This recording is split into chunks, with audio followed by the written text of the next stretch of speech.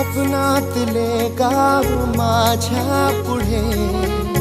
दिवसाचा पक्षी अलगद उडे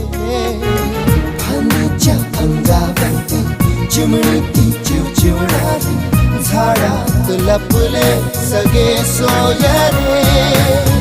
हा गाव माझा जुना आठवाचा नादात हसऱ्या त्या वाहत्या नदीचा ढगात उरले पाऊस गाणे कसे साठवावे